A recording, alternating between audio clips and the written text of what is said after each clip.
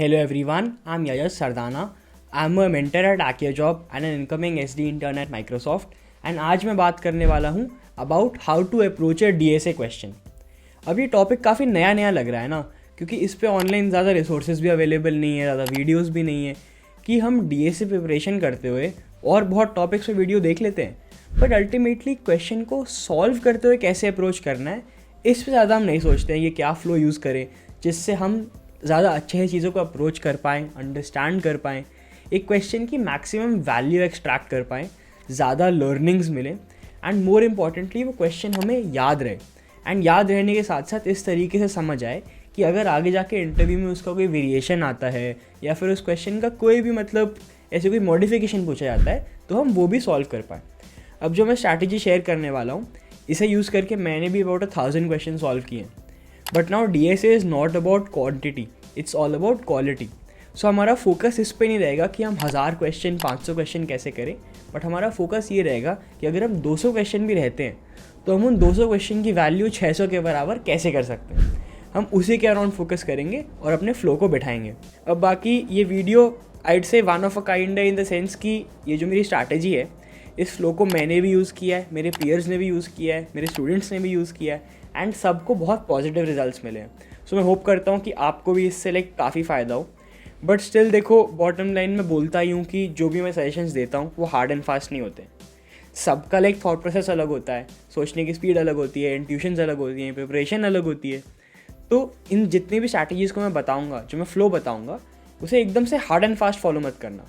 उस फ्लो को ट्राई करना, जो चीज़ें आपके लिए वर्क कर रही हैं उन्हें यूज़ करना, जो नहीं कर रही है उन्हें हटा देना, कुछ नया ऐड करना है तो ऐड करना, मूव अराउंड करना एंड तभी इसे फॉलो करना। Just come up with your own strategy using my strategy and my suggestions. अब बाकी आप में से बहुत लोग ये भी सोच रहे होंगे कि ये अप्रोच करते हुए क्वेश्चन तो बहुत एक ऐसा केस है कि मैं क्वेश्चन सॉल्व कर पा रहा हूँ, but what about those cases जब मेरे से क्वेश्चन होता ही नहीं है।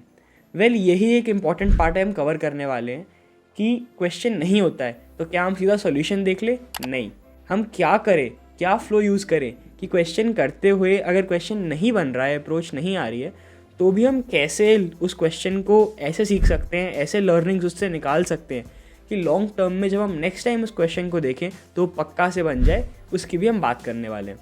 So without much ado, let's get started. Now for today's question flow video, जो मैं एग्जाम्पल लेके चल रहा हूँ वो मैं LeetCode का लेके चल रहा हूँ, because personally as well it's my favourite platform in the sense कि जो उसका UI है, जो उस पर सेट ऑफ क्वेश्चंस हैं, जो उसके टेस्ट केसेस हैं, उसका कंपाइलर है, उसकी कम्युनिटी है, ये सारी चीज़ें मुझे काफ़ी पसंद है। बाकी उसमें जो उसके डेली चैलेंजेस होते हैं, वीकली कॉन्टेस्ट होते हैं, वो सब ने इस प्लेटफॉर्म को एक वन स्टॉप शॉप बना देते हैं कि अगर आपको अपनी पूरी DSA इंटरव्यू प्रिपरेशन भी इससे करनी है तो आप LeetCode से कर सकते हो, आपको कहीं और जाने की ज़्यादा ज़रूरत ही नहीं है। So therefore I will be taking LeetCode as an example. बाकी अगर आपको कोई और प्लेटफॉर्म पसंद है तो feel free to use it. Ultimately जो मेन फीचर्स होते हैं, जो मेन फ्लो की चीज़ें हैं, वो अक्रॉस प्लेटफॉर्म सेम ही है। So the first step is obviously knowing how to read a question. अब हाउ टू रीड का क्या मतलब है कि जब आप कोई क्वेश्चन पढ़ते हो तो बहुत बार DSA क्वेश्चन में ना स्टेटमेंट्स काफ़ी लंबी होती हैं। It is not always as simple as reversal link list. So मेरी क्या अप्रोच रहती है, I try to always have a pen and paper handy. And कोई भी मैंने अगर क्वेश्चन पढ़ा कि मान लो उसमें बहुत सारी स्टेटमेंट्स होंगी, so when ever I read a statement I right something down, ताकि वो थोड़ा सा पेन पेपर पे स्ट्रक्चर बनता जाए। एंड अल्टीमेटली जब मैंने पूरी स्टेटमेंट पढ़ ली है तो मैंने पार्ट्स में कुछ एजम्पशंस लिख लिए हैं कि ये गिवन है, इसका ये गिवन है, इस पर्टिकुलर हमें ये वेरिएबल ले सकता हूँ, मैं दूसरा वेरिएबल ले सकता हूँ, या फिर मुझे इस असम्पशन पे चलना है। जो भी डिफाइंड है वहाँ पे, मान लो कोई प्रॉब्लम, जैसे यूज़र स्टोरी वाली प्रॉब्लम है जिसमें एक बेसिकली स्टोरी प्रॉब्लम दी हुई है, बहुत सारे एग्जांपल्स दिए हुए हैं और बहुत बेसिक, बस ये नहीं बोला हुआ है कि ये DSA लगा के ये कर दो, तो अब भी पेन पेपर बहुत इंपॉर्टेंट होता है कि ताकि आप उस एग्जाम्पल के एस्पेक्ट्स को नोट कर पाओ एंड एक क्लियर व्यू, एक स्ट्रक्चर्ड व्यू बना पाओ अबाउट द क्वेश्चन। अब हम इस क्वेश्चन का कैसा व्यू बना पाए हैं, क्या हमारी अंडरस्टैंडिंग बैठी है, इसको कैसे चेक करेंगे? बेसिकली जो टेस्ट केस गिवन है उस टेस्ट केस पे अपनी अंडरस्टूड एजम्पशन को एम्यूलेट करो, उसको रन करो एंड चेक करो कि क्या उस टेस्ट केस पे आपकी एजम्पशन रन होने से आंसर आ रहा है या नहीं आ रहा है। अगर वो टेस्ट केस का ही गिवन आंसर, जो सैम्पल आंसर है, वो आ रहा है, इसका मतलब ये है कि आप क्वेश्चन सक्सेसफुली समझ गए हो। और अगर आंसर नहीं आ रहा है, मतलब सिंपल सी ये बात है कि आपका क्वेश्चन समझने में कोई कमी रह गई है, तो फिर से स्टेटमेंट पढ़ो, फिर से धीरे धीरे नोट डाउन करो अपने पॉइंट्स एंड आपका क्वेश्चन समझ आ जाएगा. Now the second step is all obviously coming up with an intuition and trying to solve the problem. अब फर्स्ट केस तो देखो एकदम उटोपियन केस ये हो सकता है कि आपने प्रॉब्लम उठाई, आपको एक इंट्यूशन आई, आपने एल्गोरिदम सोच ली, आपने कोड भी कर दिया, डिबग भी हो गया, कोड पास भी हो गया एंड वॉइला आपका क्वेश्चन सॉल्व हो गया. अब ये केस हो रहा है फिर तो मतलब आपका सॉर्ट ही हो गया, the flow is over for you for now. कि इस क्वेश्चन में तो आपको बस इतना अप्रोच करना था, अब आपने बस इसके बाकी सारी अप्रोचेस भी देख ली, थोड़ा बहुत आपने कमेंट्स वगैरह लिख लिया अपने आगे के लिए, इस क्वेश्चन को कहीं रिकॉर्ड कर लिया कि ये क्वेश्चन मैंने किया था and you are good to go. But first let's start talking about what if इस क्वेश्चन पे आपको अप्रोच नहीं बनती है, एक इंट्यूशन नहीं आती है, तो क्या करें? सीधा जाके यूट्यूब पे सर्च कर दें इस क्वेश्चन का सोल्यूशन एंड फिर उसकी वीडियो देख लें? नहीं, डायरेक्टली सोल्यूशन पे कभी जंप नहीं करना है, वरना इंटरव्यूज़ में भी यही होगा कि क्वेश्चन बन गया तो बन गया, नहीं बना तो क्या करें, you will be stuck, you will be stranded. So इसका मैंने एक फ़्लो क्रैक किया था, मुझे फ्लो पसंद आया था, तो मैं आपको वो फ्लो शेयर करता हूँ. The first thing I do is that अगर मेरे से क्वेश्चन नहीं हो रहा है, I look at the constraint. Constraint analysis generally DSA and CP में प्रॉब्लम सॉल्विंग की एक फेमस टेक्निक है, जिसमें हम बेसिकली कॉन्स्ट्रेंट्स को देख के गेस करते हैं कि क्या टाइम कॉम्प्लेक्सिटी पास हो सकती है, एंड उस टाइम कॉम्प्लेक्सिटी के हिसाब से हम डिडक्ट करने की कोशिश करते हैं कि हमें क्या एल्गोरिदम या क्या DS यूज़ करना है. फॉर एग्जाम्पल लेट्स से मुझे एक एरे गिवन है जिसके साइज़ पे कॉन्स्टेंट है 10⁵, तो इसका मतलब ये है कि मैं इसमें n² का कोई भी अप्रोच नहीं लगा सकता हूँ. I will have to probably do something in n log n और O of n. अब अगर मोस्टली 10⁵ है तो हम n log n की बात करते हैं, सो या तो इसमें बाइनरी सर्च लगेगा, सॉर्टिंग लगेगी, ऑर्डर्ड मैप्स लगेंगे या प्रायोरिटी क्यू लगेगी. तो मेरा जो अल्टीमेटली अप्रोच की पॉसिबिलिटीज़ हैं वो थोड़ी सी लिमिट हो गई. तो मेरे को एक हिंट मिला, एक डायरेक्शन मिली, तो अब मैं वापस इस क्वेश्चन को सोच सकता हूँ आफ्टर कॉन्स्टेंट एनालिसिस. अब ये कॉन्स्टेंट एनालिसिस भी is like a very it's a detail topic, इस पर अच्छे से एक वीडियो बन सकती है. तो अगर आप चाहते हो मैं कॉन्स्टेंट एनालिसिस पढ़ाऊँ तो पक्का कमेंट करके ज़रूर बताना, एंड अगर डिमांड होती है तो I ensure that I bring this very important video on constant analysis. ठीक है ना, अब कॉन्स्टेंट एनालिसिस हमने कर लिया, बट फिर भी हमें डेवलपमेंट नहीं हो रही है, समझ नहीं आ रहा है कि क्या डायरेक्शन पकड़े. The next step is looking at the topic tags. क्योंकि देखो जनरली जब हम DSA प्रॉब्लम सॉल्व करते हैं, सो एक स्टेप होता है कि हमें आइडेंटिफाई करना है कि इसमें क्या DS लगाना है या फिर क्या एल्गोरिदम लगानी है. तो अगर आपसे आइडेंटिफाई नहीं हो रहा है तो आप टॉपिक टैग्स में जाओ और टॉपिक टैग्स में चेक करो कि क्या क्या टैग्स लिखे हुए हैं, and those are basically the tags जो इस प्रॉब्लम से रिलेटेड है. एंड इस प्रॉब्लम को सॉल्व करने के लिए वही टैग्स, उन टैग्स में जो एल्गोरिदम्स मेंशन्ड है, उन टैग्स में जो DS मेंशन्ड है, वही यूज़ होंगे. सो लेट्स से एक क्वेश्चन है जिसके टैग्स में sorting and binary search mentioned है, तो अब मेरे को एक हिंट मिल गया कि मेरे को बस इतनी सी लाइंस पर सोचना है. एंड कुछ कहीं क्या होता है कि टैग्स में 5 लेके से 3, 4, 5 DS मेंशन होंगे, तो उसमें क्या करो कि जो भी आपको सबसे ज़्यादा कंफर्टेबल लग रहा है उस DS को एज एन अजम्पशन लो एंड प्रॉब्लम सॉल्व करने की ट्राई करो. सो सेकेंड पॉसिबिलिटी होगी कि आपने टॉपिक टैग्स देख लिए. अब ऐसा हो सकता है कि टॉपिक टैग्स देखने के बाद भी प्रोग्रेस नहीं बैठ रहा है, तो फिर क्या करें? अब यहाँ आता है LeetCode का सबसे इम्पॉर्टेंट फीचर. ये फीचर बाकी प्लेटफॉर्म्स पे भी प्रेजेंट है, बट इसकी क्वालिटी इतनी रिच नहीं है बाकी प्लेटफॉर्म्स पे. I am talking about basically the LeetCode discuss section, जिस पे बेसिकली क्या होता है कि किसी भी प्रॉब्लम के अगर आप डिस्कस सेक्शन में जाते हो तो उसके अलग अलग लैंग्वेजेस में अलग अलग DS यूज़ करके अलग अलग टाइम कॉम्प्लेक्सिटी के बहुत सारे सॉल्यूशंस प्रेजेंट होते हैं. आपको कुछ नहीं करना है, आप उसमें गए, आपने डिस्कस सेक्शन में टॉप वोटेड करके सॉर्ट किया, एंड टॉप के 3-4 जो पोस्ट है ना उनका बस हेडिंग देख लिया, खोल के नहीं देखना है, बस हेडिंग देख लिया जिसमें मेंशन होगा कि क्या अप्रोच लगानी है. जैसे कोई हेडिंग होगी DP ऑन ट्रीज, कोई हेडिंग होगी बाइनरी सर्च एंड आंसर, तो हेडिंग से हमें थोड़ा और आइडिया लग गया कि क्या एल्गो यूज़ करनी है.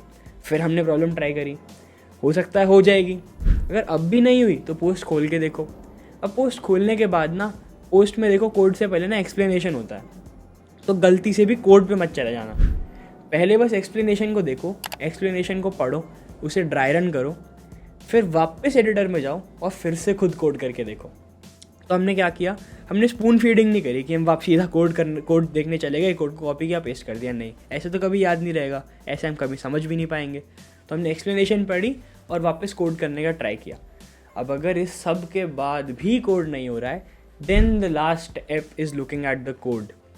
अब इस कोड सॉल्यूशन को आपने देखा, एक बार पेन पेपर से ड्राई रन करके देखा कि ये कोड कैसे चल रहा है, उसको समझा, उसके स्टेप समझे, वेरिएबल्स कैसे अपडेट हो रहे हैं वो समझा, तो आपको स्टिल थोड़ी अंडरस्टैंडिंग आ गई कि क्या है इंट्यूशन इस बंदे की, या क्या है इंट्यूशन इस पर्टिकुलर सबमिशन के पीछे जो राइटर है उनकी. सो आपको थोड़ा आइडिया और मिल गया। बट अब हमें क्या करना है, अब यहाँ बहुत गलती लोग क्या करते हैं कि मैंने तो कोड देख लिया है, अब तो मैं कर ही लूँगा, कॉपी पेस्ट किया, सबमिट दबाया और आगे बढ़ चढ़े। ऐसे तो आपको कभी प्रॉब्लम याद नहीं रहेगी। ये एक रूल बना लो कि कोड मैं कभी कॉपी पेस्ट नहीं करूँगा व्हाइल डूइंग डीएसए। मैंने पूरा सोल्यूशन देख भी लिया है, आधे घंटे का ब्रेक लिया, आधा घंटा कुछ और किया, देन उस क्वेश्चन पे वापस आया एंड फिर से खुद से कोड किया। मैं बहुत बार एम्फोसाइज करता हूँ the value of writing something down your self. जब आप किसी चीज़ को खुद लिखते हो, खुद टाइप करते हो, तो ही वो आपको लॉन्ग टर्म में याद रहती है और एक अंडरस्टैंडिंग बैठ पाती है। सो इंश्योर करो कि कितना भी आपने सॉल्यूशन देख लिया है, कोई यूट्यूब वीडियो भी देख लिया, आपको डिस्कस सेक्शन में पसंद नहीं आया, आपने यूट्यूब पे देखा, तो भी कोड खुद से करना है। ठीक है, सो हमने क्या देखा, हमने पूरा फ्लो देखा कि क्वेश्चन नहीं होता है तो क्या क्या स्टेप्स फॉलो करने हैं, एंड लास्ट में हमने समझा कि हमें कोड भी खुद से करना है। So this was the case अगर हमसे अभी हम उस स्टेज पे कि हमसे क्वेश्चन नहीं हो रहा है। Now the next thing we are talking about is कि आपसे क्वेश्चन सॉल्व हो गया है। अब चाहे सोल्यूशन देख के हुआ है या फर्स्ट टाइम में हुआ है, that does not really matter now, as long as आपने एक फ्लो को फॉलो करके क्वेश्चन को सॉल्व कर लिया और चीज़ें समझ ली हैं, you are good to go. बाकी हमारा एम क्या है कि हमें अभी इस लेवल की प्रैक्टिस करनी है कि हम एक इतना कंसिस्टेंट रहें कि एक पॉइंट ऐसा आए कि ये एक बार में क्वेश्चन हो जाना न्यू नॉर्मल बन जाए, कि हम सरप्राइज भी ना हो कि एक बार में क्वेश्चन हो गया, ये एक आदत बन जाए कि अब तो एक बार में होना ही होना है, इम्प्लाइड हो जाए। तब तक हमें प्रैक्टिस करनी है। ना once a question is done, एक बार सबमिट आ गया कि submitted accepted, that is not the end. हमें क्या करना है, हमें पहले तो सारी अप्रोचेस देखनी है। नीचे टॉपिक टैग्स में दाओ, हो सकता है आपने बाइनरी सर्च से कराओ, बट ये क्वेश्चन किसी दो और अप्रोच से हो सकता है, तो उनको चेकआउट करो। उसके बाद डिस्कस सेक्शन में दाओ, टॉप 3-4 पोस्ट पढ़ो, देखो कि लोगों ने क्या अप्रोचेस यूज़ करी हैं, क्या आपसे बेटर कोड लिखा है, क्या आपसे क्या उन्होंने डिफरेंट किया है, क्या बेटर किया है, वो सारी चीज़ें पता करो। क्योंकि एक इंटरव्यू में ना आपसे डायरेक्टली ऑप्टिमल नहीं एक्सपेक्ट किया जाता है, आपसे एक्सपेक्ट किया जाता है कि आप पहले ब्रूट फोर्स सोल्यूशन बताओ, बेटर सोल्यूशन बताओ और फिर बेस्ट सोल्यूशन बताओ। और इंटरव्यूअर बहुत बार पूछता है कि यार ये सोल्यूशन तो चलो अच्छा है, और अप्रोचेस क्या सोच सकते हो, और क्या आपके दिमाग में आ रहा है, एंड वो आप तभी आंसर कर पाओगे और अपनी लर्निंग को तभी ब्रॉडन कर पाओगे अगर आप सारी अप्रोचेस को सॉल्व कर रहे हो even after the question has been accepted by one approach. तो that is one important thing. अब सेकेंडली, हर इंटरव्यू में आपको पता ही है कि टाइम एंड स्पेस कॉम्प्लेक्सिटी बहुत इंपॉर्टेंट होती है। मोस्टली हर इंटरव्यूअर आपके कोड लिखवाने के बाद या अप्रोच सुनने के बाद आपसे टाइम एंड स्पेस कॉम्प्लेक्सिटी तो पूछता ही है। And therefore whenever you solve a DSA question, regardless of if it's your 10th question और योर 1000th क्वेश्चन, हमेशा टाइम और स्पेस कॉम्प्लेक्सिटी को थॉट दो। जब भी आप अपने कोड में कमेंट्स लिख रहे हो एंड में, तो उसमें मेंशन करो कि क्या टाइम कॉम्प्लेक्सिटी आई, क्या स्पेस कॉम्प्लेक्सिटी आई और क्यों आई, ताकि आपको एक आदत बैठ जाए कि after a point you reach a particular point कि आपने कोड देखा और बिना ज़्यादा थॉट के सीधा टाइम कॉम्प्लेक्सिटी बता दी। तो हमें वो लेवल रीच करना है। बाकी now talking about writing comments, again जब भी क्वेश्चन कोड कर रहे हो, जहाँ जहाँ कोई लॉजिक हैवी यूज़ हुआ है, कोई भी या फिर चंक ऑफ ब्लॉक है जहाँ कोई आपका लॉजिक लग रहा है to solve that question, right कि वो पर्टिकुलर कोड क्या कर रहा है, वो पर्टिकुलर ब्लॉक क्या कर रहा है। कि लेट्स से मान लो 50 लाइन का कोड है, इसमें 4 लाइन ऐसी हैं जो एक एरे का मैक्सिमम निकाल रही हैं, तो वहाँ लिखो finding the maximum of an array, make your code readable, make your code clean. क्योंकि इंटरव्यूज इसको बहुत वैल्यू करते हैं, बोलते हैं ना क्लीन कोड होना चाहिए, इंटरव्यू में क्लीन कोड होना चाहिए, so comments contribute to clean code. Second part इसका यही है कि एक लंबा सा कमेंट अपने लिए लिखो कि मैं 6-8 महीने बाद जब इस क्वेश्चन को रिवाइज़ कर रहा हूँ तो मेरे को सोचना नहीं पड़ रहा कि यार 6-8 महीने पहले मेरी क्या इंट्यूशन रही होगी, क्या अप्रोच रही होगी। क्योंकि आपको बहुत बार क्या होता है ना कि आपने 8 महीने बाद अपना सबमिशन देखा, बिल्कुल समझ नहीं आया और पैनिक शुरू हो गया कि तब तो मेरे से हो गया था और अब हो ही नहीं रहा है। बट अगर आपने 8 महीने पहले एक छोटा सा नोट लिखा होता है अपने लिए कि यार इसमें मेरी ये इंट्यूशन थी, मैंने फिर ये अप्रोच लगाई और ऐसे सॉल्व हुआ, तो अब अगर मुझे याद नहीं भी आ रहा है, मैं उस पर इंट्यूशन को पढ़ लूँगा तो हो सकता है मेरी मेमोरी जॉग अप हो जाए। एंड अगर मैंने 8 महीने पहले उसे अच्छे से सॉल्व किया था, फ्लो को यूज़ किया था, तो ऐसा हो ही नहीं सकता कि उस कमेंट पढ़ने के बाद भी मुझे चीज़ें याद नहीं आएंगी। सो आई होप आज की वीडियो जो आपने देखी, जिसमें मैंने क्वेश्चन ना होने के बाद क्या करना है, हो जाने के बाद भी क्या करना है, कमेंट्स कैसे लिखने हैं, इन सब चीज़ों को कवर किया तो आपको कुछ नया सीखने को मिला। आई होप आप इन प्रोसेसेस को अपने डेली रूटीन में, डीएसए सॉल्विंग रूटीन में इंक्लूड करोगे एंड इसके फ्रूट्स बेयर करोगे, इसके फ़ायदे उठाओगे और आपकी जो ओवरऑल प्रिपरेशन आर्सनल है उसको इतना स्ट्रॉन्ग बनाओगे कि आपके किसी भी डीएसए इंटरव्यू में किसी करे हुए क्वेश्चन की कोई वेरिएशन आती है, कोई मॉडिफिकेशन आती है, तो भी आप उसे आराम से सॉल्व कर पाओगे। अगर आपको आज की वीडियो पसंद आई तो लाइक ज़रूर करना, कुछ नया सीखने को मिला तो पक्का से इससे अपने फ्रेंड्स के साथ शेयर करना, ताकि हमारा भी चैनल ग्रो करे, हमें और मोटिवेशन बनी रहे, आपके लिए एक अमेजिंग वीडियोस लेके आते रहें हम। इस चैनल को सब्सक्राइब करना, क्योंकि हम ऐसे ही बहुत सारे tech related, software related videos लाते ही रहते हैं, तो you don't want to miss out on those. बाकी I will see you people in the next time. Till then, bye bye.